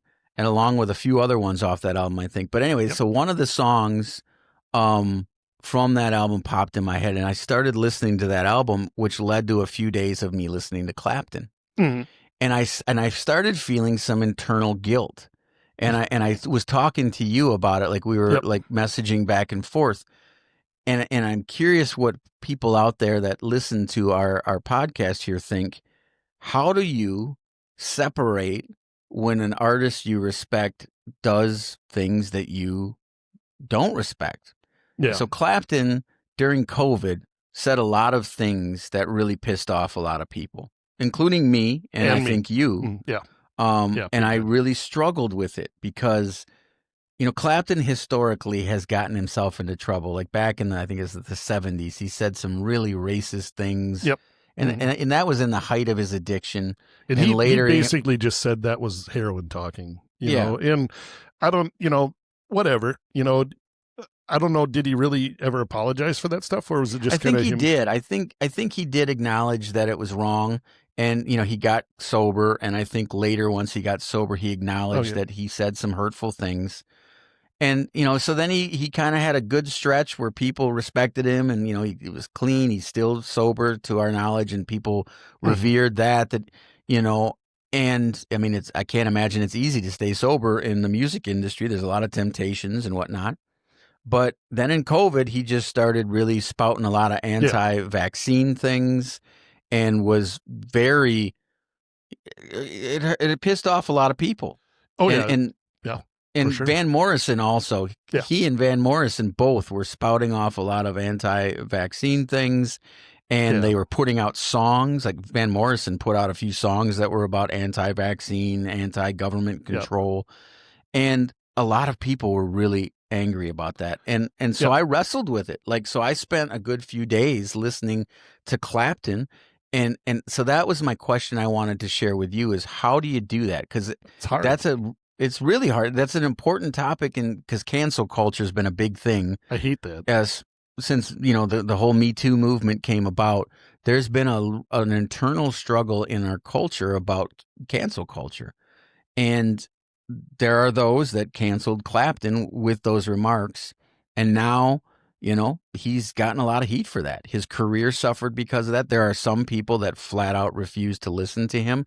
And I find myself sometimes feeling guilty when I do go back and listen to those kind of artists. And I try to separate it because I don't agree with one damn thing he said about, vaccines and his beliefs. I don't. And I think it's destructive and hurtful to a lot of people. And, from my side, that was, in the COVID time, that was the height of my daughter, Leslie Ann, was still alive. And we were deathly scared that she would be negatively impacted from COVID, or in the worst case would die of COVID. And so we definitely were very cautious. And throughout everything with her life, I did a lot of reading about medical issues that she had, and with the vaccines as well, because I'm not a doctor, and I would never say I'd know more than a doctor about maybe some things with her disease in particular. I did know more than the doctors, but with COVID, I'm not a research scientist with vaccines, things like this. But I knew enough about them that I was just like, everything that people like Eric Clapton and Van Morrison, he was even worse. They were both saying shit that was just like, no, that's wrong. They're saying wrong information, and that pissed me off, because I'm like, I respect him as a musician, but I'm just like, you're saying stuff that could get somebody sick, or in the worst case, killed. And you don't know what the fuck you're talking about. And I went through a time where I didn't listen to him. I hadn't listened to him that much since, we used to live together. That was, I think the height of it was that one MTV Unplugged album when we were in the dorms. And yeah, that was so huge back then. That was huge. And Layla came out, that acoustic version, that was like in the top 40 radio. And we ended up I ended up covering like San Francisco Bay Blues. Yeah. We did that later too. And that was kind of the height of my listening to Clapton. And then after you and I saw him in concert that time. We did. And that was great. That was the first major concert I ever went to. You and I drove over to Milwaukee. Jimmy Vaughn opened up. Jimmy Vaughn opened up, and Clapton. That was when Clapton's From the Cradle album came out, which I was obsessed with and still love. Yep. In fact, I was listening to that this week. I have that on vinyl. It's a good. I do too. We covered some of those songs, including the Freddie King song, Tore Down.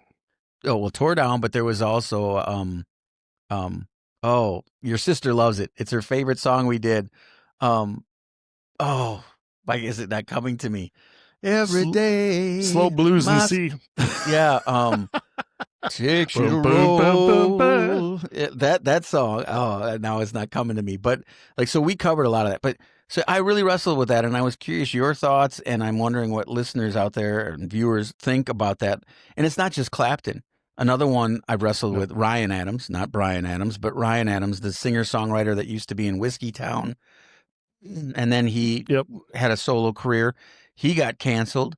There was a big New York Times article in, I think, 2022 where he was accused of doing some inappropriate things, like basically making promises to female musicians to help further their career in exchange for sex. And he is misusing his power, basically. And he was canceled and is still, in a lot of ways, canceled. And Ryan Adams hasn't helped himself because he's notoriously known to be kind of a dick, and he has some substance abuse issues and mental health issues, and he's very open about them, and in a very public way has melted down and then kind of clawed his way back and then melted down again.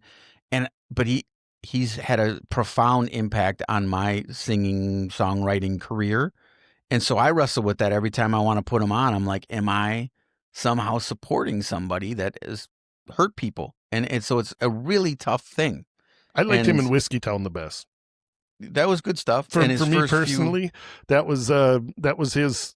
I haven't listened to him much since then. I don't know. For me, it's kind of like whiny.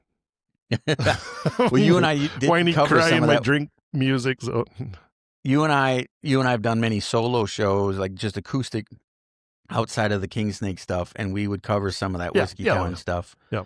and we really enjoyed that. But I mean, so I just wanted to bring that up to see what you thought, and what I'm curious what others think. I mean, it's something I really struggle with, and I think a lot of people do.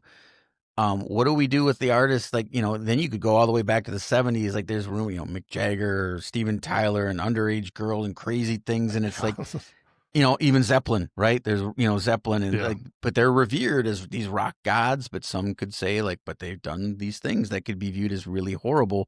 And how do you wrestle with that? It's tough. So I was just curious what people thought about that. Yeah, I think with the cancel culture too, that's something that's more a modern thing. Because people forget, the young people that listen to Led Zeppelin today, they have no idea what they were in the 70s.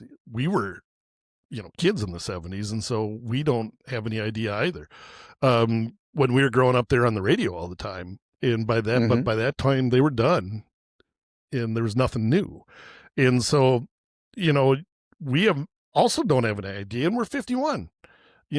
Kids now that I laugh my ass off when kids are wearing like, Led Zeppelin t-shirts or stuff like that. And I'm just like, when I was teaching at the high school, I'd be like, do you even know who Nirvana is? And they're like, what? Who's Nirvana? And they'd be like, I'm like, your t-shirt says Nirvana. And they'd be like, oh, it's this t-shirt my mom bought me. Yeah. I mean, obviously times change. There's probably things out there that you and I've said probably that absolutely would offend somebody. I mean, and some of it, people take it too far. You and I've talked about that. The cancel culture can absolutely go too far. Well, the thing everybody says stupid stuff. The thing is now with cell phones that you can record this around the world in 2 seconds. And the thing, people will play it, with the internet today, everything we're doing with this podcast now, it's in the internet forever, basically. And, so it's anything, that we do that's stupid here. People will, they can bring it up in 10 years and go, you said this, boom, boom, it's there. In the 70s, you just had, when there were TV camera crews, this was the only time, in the 80s, and they got the first handheld camcorders and stuff like that. But not everybody had those. Eckes had those, and, he'd run around and, make videotapes and stuff like that. But it was pretty obvious when somebody's walking around with this big brick inside of their head what the fuck they were doing. And so, if you were doing something really stupid, you usually stopped doing it. And, or you did it even more stupid to make it funny for the video. But the whole cancel culture thing too is people have gotten so good at taking like 3 seconds and, you could probably take 3 seconds out of this podcast and make us look really fucking bad in many different contexts that we didn't even mean. And I think that's also part of it. I'm not trying to defend Clapton at all because he said a lot of dumb shit and he has no idea what a vaccine is or how it works. And so in that case, he should just shut his fucking mouth and play guitar. But that's the way I feel about it. And hopefully nobody didn't get vaccinated because they listened to Clapton. He's a great musician. He doesn't know shit about vaccines. So why should I listen to him talking about vaccines? Same thing with politics. When musicians or actors or whomever, celebrities start talking about politics and they don't have a fucking clue. It's like, shut up. You're not you're not a politician. Don't tell me how politics work. Don't tell me who I should believe in. I can figure that out myself. This is the way I look at it. It's tough. I mean, though, because like on the flip side, like when you're given a platform, it's like you can use it for positive things. And Clapton obviously did not in that instance. And you're absolutely right. And your illustration about like with your daughter is a very, like a lot of times I don't think they stop and think about like the impact it has on everyday people. Yeah, because my daughter, and that's where it's frustrating. Yeah, my daughter, she had a severe and very rare mitochondrial disease. And we as soon as COVID hit, obviously that was a concern, huge concern for us. And right away, as soon as they started talking about the vaccines, because it took about 10 months before the vaccines really started to roll out. And I was reading a lot about it, mainly for my daughter. But how vaccines work, my daughter, the doctor said she should not have a vaccine because they didn't know how it would work with her particular disease. And because, her disease is less than one out of 1 million births have this disease. And so we didn't know hardly anybody that had this specific disease that she had. Yeah. And so there's one lady in Spain that her daughter had this too, and stuff like that. And there was few people in the United States, but that was it. There are variations of a mitochondrial disease that she had, or that were similar to hers, but they weren't the same. And so, it was basically they were worried, with any new vaccine, how would it affect a thing? And mitochondrial disease, the problem, not to get too scientific in a music podcast, but the mRNA, which is how most of the successful COVID vaccines are based on mRNA vaccine technology. The mRNA in Leslie Ann didn't function properly, and so they were worried about that. And the doctors were right at the time. Now they have since debunked that and said it wouldn't have really affected it. But the good thing is she did end up getting COVID, my daughter, and we all did. And she only was affected for about 12 hours. Yeah, you said that. That's crazy. Yeah, because we all got it at the same time toward the end of the serious COVID time, and we finally got it. We were kind of like, it was March, I remember, and we were kind of thinking we're out of the woods. And then one day we all got it. And she got a really high temperature. We're like, oh, fuck, but then like the next day she was completely fine. And so we were like, oh, thank God. But yeah, and so that was the situation. That was, my personal thing. And I took his comments personally, to be honest with you, because I'm just like, you're saying the wrong things at the wrong time. And it's different than, a relationship. Somebody's a piece of shit in a relationship. It's one thing, but this is something where you're telling people health, like what to do with their health. Really billions of people. I mean, because he has such a platform that a lot of people are going to hear that. And of course the media grabbed onto that and ran with it. But it's a tough, just to wrap up that point, it's tough, because like on the flip side, like the Dixie Chicks all those years ago put out a documentary, which I own, called Shut Up and Sing, because they were very critical of then George W. Bush and the war in Iraq. Yep. And all these people came out and said, just shut up and sing. Like, you're artists. Why are you talking politics? And they got a lot of grief. They did an interesting documentary about going through that and the pressure they faced from like country music radio stopping playing their stuff and people boycotting them. It's very interesting. And I just wanted to, raise that as an interesting topic, like, because the bottom line is these musicians that we revere, they're humans too. And they say and do dumb shit. Yeah. And then you're left with, well, do I continue to support them? Do I like outright boycott them? Like it's a tough thing. So that I wanted to, I've been listening to Clapton the last, week or two. I don't boycott him. I don't boycott him. Yeah. But I just point out that he's a dipshit. All right. All right. So before we talk about what we're working on, I guess I wanted to bring this up. I don't know. It's tough. I mean, you're from Minnesota. Yeah. There's been some stuff in the news lately. Hard week. It's been a really hard week. And I'm curious, you and I, before we started recording today, we were like, do we talk about this? And I think we both agreed, to at least raise it. But I mean, being that you're from Minnesota, I mean, I don't know if you want to share like your thoughts on this week and why it was a rough week for you. Yeah, it's a rough time. We're recording this on the 11th of January, 2026. And so this week, Renee Good was murdered by ICE agents in Minneapolis, not too far away from, I have some relatives that live in this area, literally, not too far away. My sister used to live in St. Paul, the sister city. My cousin Evan lives in Minneapolis, a couple miles away from where this happened and where the murder of George Floyd took place. And this whole thing is way out of control. ICE needs to be stopped.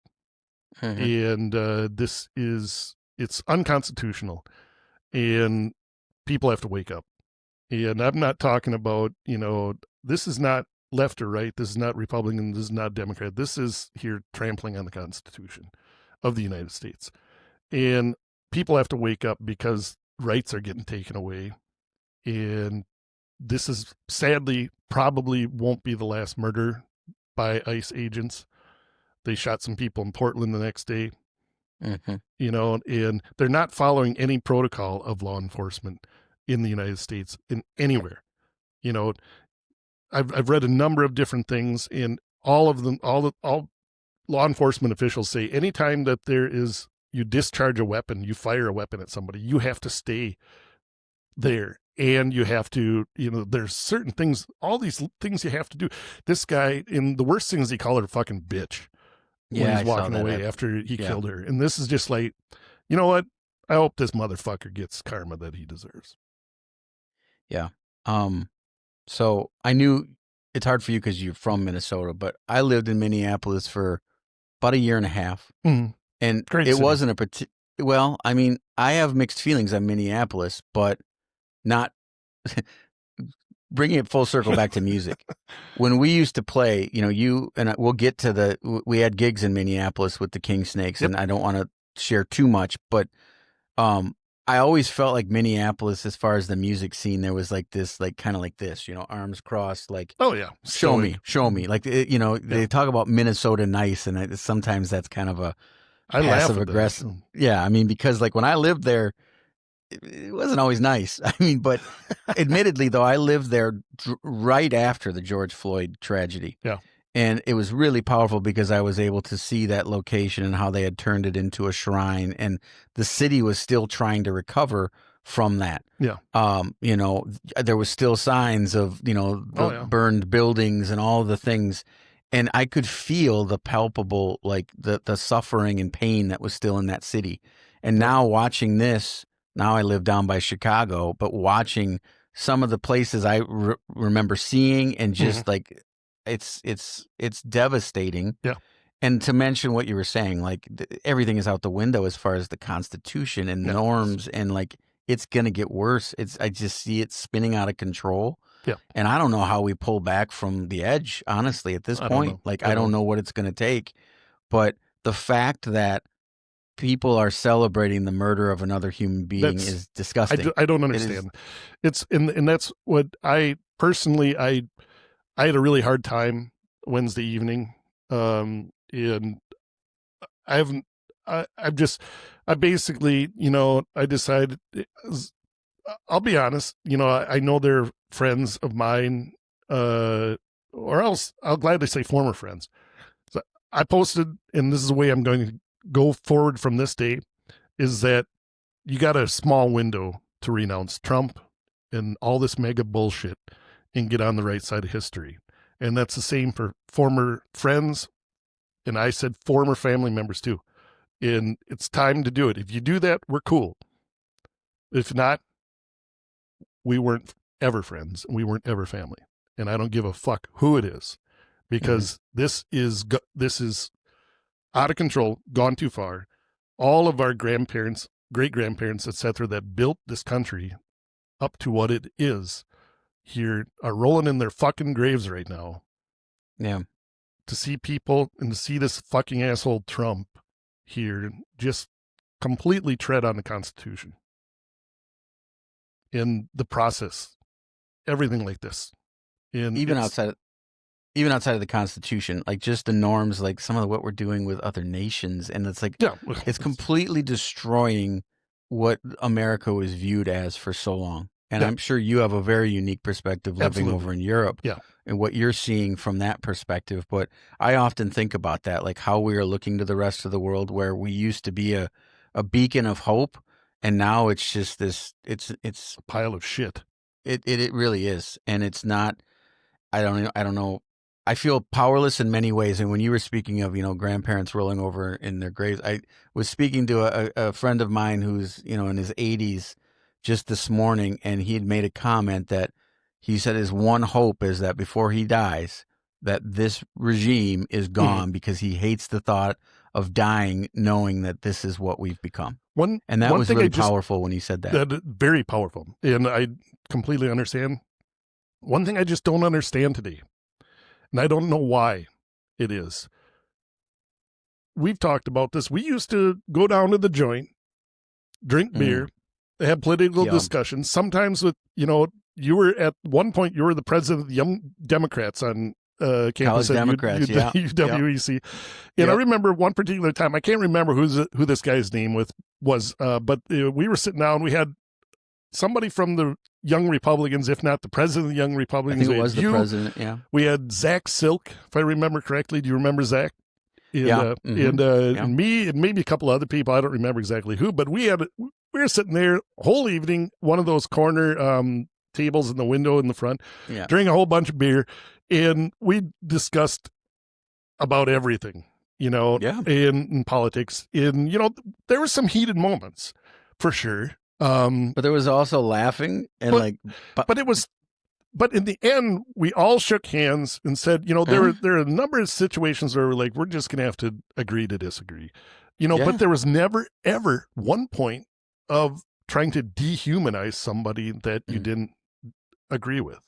And that's one thing I just do not understand today, is that it's like, you're wrong, I'm right, and fuck you, you should die. When did we get to this point? Why can't we just have an open discussion about something, anything in politics, without going to this politics for me is always a compromise. It's what it's supposed to be. It's what it's supposed to be. Because you have to go, okay, whatever, however many, Democrats you have or Republicans or whatever, and whatever it's made up, but you discuss something and then you vote on it. But it's just now it's like there's no discussion. It's just here name calling. There's no listening. It's all weaponized. It's all been weaponized. It really has. And we could go on and on about this. And this is not a political podcast. No. But Ryan and I debated this before recording. Like, do we talk about it? And it's like, no, this is important. And this is not something we're going to dive into every episode for those of you, because I know there's people that are like, politics is stupid, I don't want to talk about politics, but this is why politics matter. Yeah. Because these kind of things can happen. And I guess me personally would end it by saying this matters because we've seen this before in history. We've seen this before Germany, in history. where I live now. Exactly. And so I find myself wrestling, just like I was talking about the whole cancel culture thing and like feeling kind of powerless and not sure. I feel powerless right now in some ways because it's like, should I be doing more? Like, I see this every day, and it's like, I know people, I literally have friends still in Minneapolis that are taking part in some of this with the whistles and some of the things that are happening. And it's like, I'm like, am I doing enough? But it's important to at least name it, and that's what we're doing here. I've struggled with that too. And I decided, the first part is calling out the people that, and at some point this will be done, and then they'll come crawling back and it's like, fuck you. Nope, you're not getting another chance. The problem is that normal people have just been too nice and too tolerant for these wacko fuckers that just go way off the chart. And that's the problem, is because most of the people just want to live their daily life and don't want to get into, all these serious problems. But, all these mega fuckers, everything's great until they get a problem. You know what? And what I'm thinking, and I'm not advocating violence, but once they start getting fucking shot, then some of these people might be waking up and going, oh, okay, and I'm not advocating violence by any stretch of the imagination, but it's just I don't know how it's going to go. All I'll say to end this is it already happened though. And we saw the reaction, because when Charlie Kirk was shot, there was so much outrage and people saying like, how dare you make light of this person that was killed? They have children and then look at this fucking wife going on a this woman popularity had children. tour. Jesus Christ, is that and as you said, for an officer after just shooting somebody to call him a fucking bitch and then just walk away and as you said, get whisked away in a car, and now like there's no real investigation happening. I mean, it's criminal, and to end we may lose some people by talking about this, but I don't care. I mean, bye. It needs to be said. Don't let the door hit you on the ass on the way out. I mean, something needs to be said. Yeah, but in the end, definitely rest in peace. Renee Good. And all the people that are, I mean, all of us are suffering, not only here in the United States, but you're feeling it over there. And this has obviously worldwide ramifications. And like, if we don't figure it out, the end result is not going to be pretty. Yeah. I mean, and the one all right. And so with struggling, I decided, and this segues too. I wrote a song, and I figured that's what we do best. So I got a song. I got actually a couple of them, but one of them I finished up today, or got to the demo stage today, called "Once You Are a Billionaire." Okay, Really?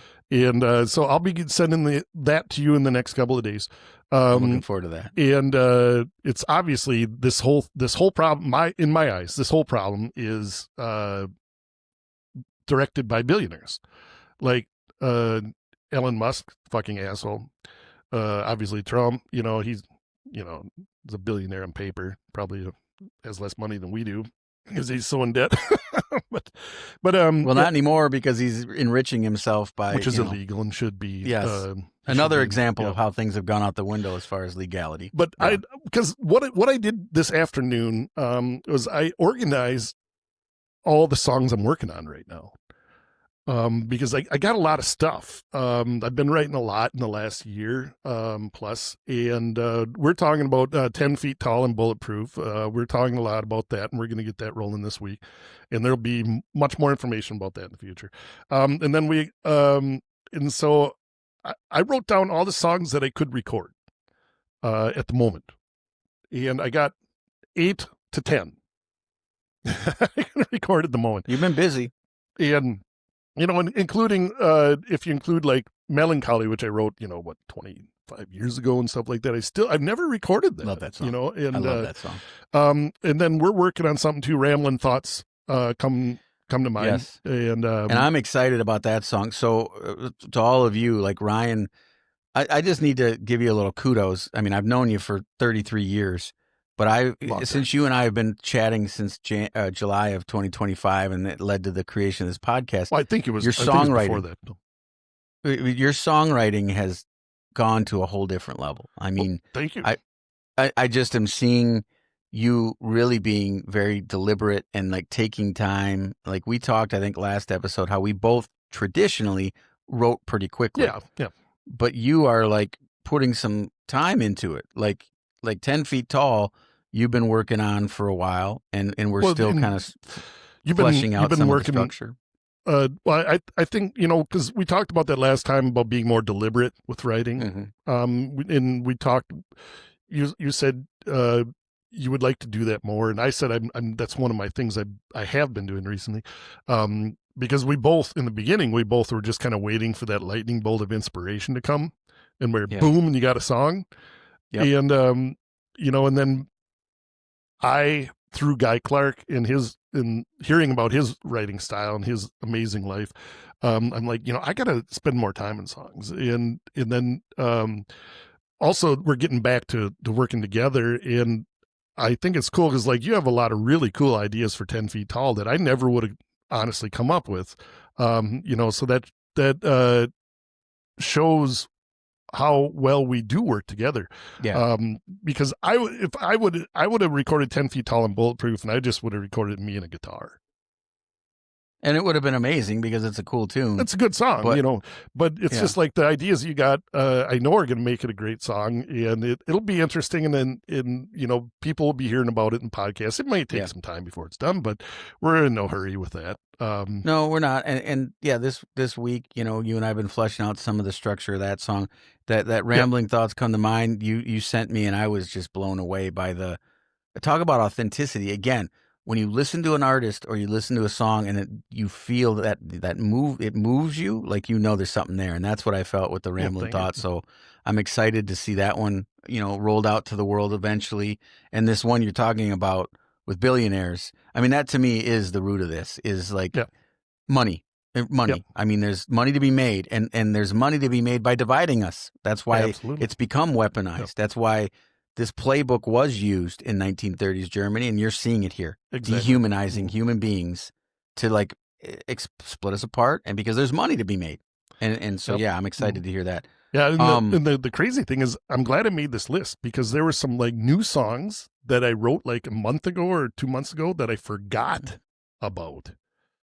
Well, you and I, when we started talking, I have a list of myself of some of the songs you had shared and then ideas I had. But I'm talking about recent stuff that I forgot. Just recent, okay. Because I was just like, oh shit, I wrote that. That's a great song. Why'd you forget about that? And so I'm like, I wrote this list down here so everybody can see it.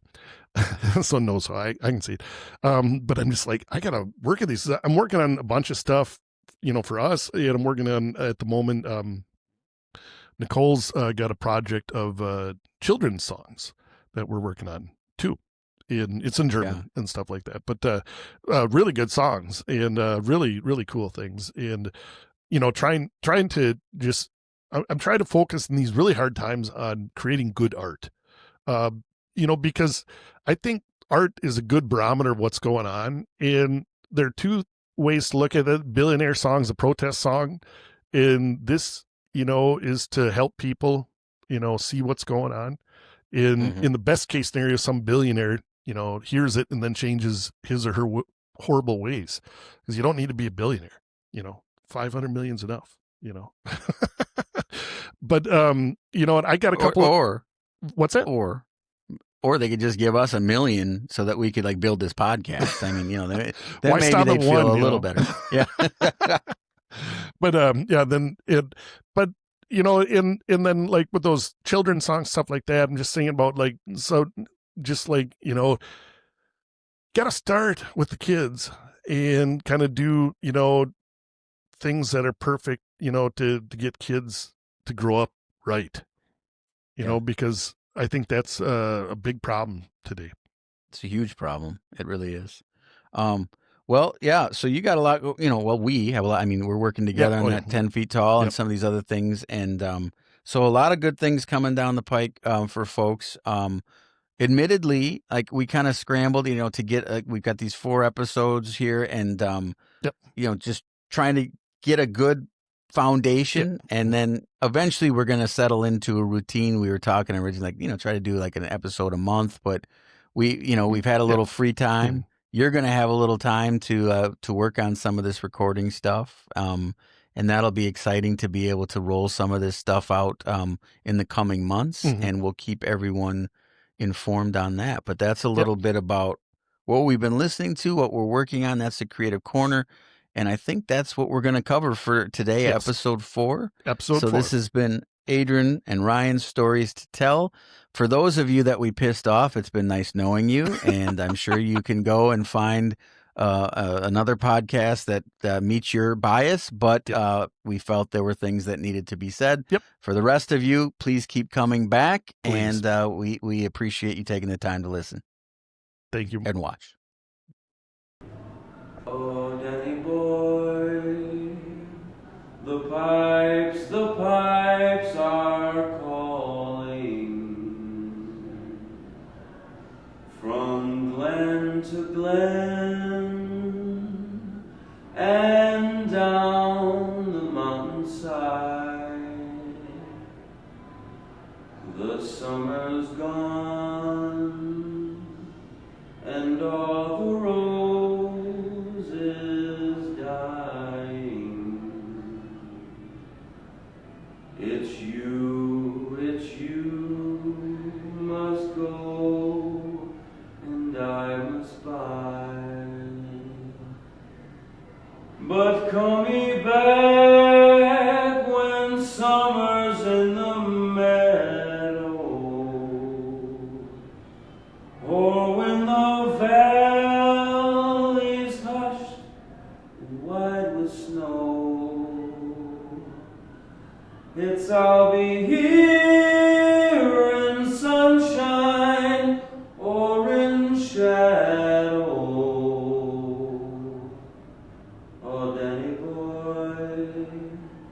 Oh, Danny boy, I love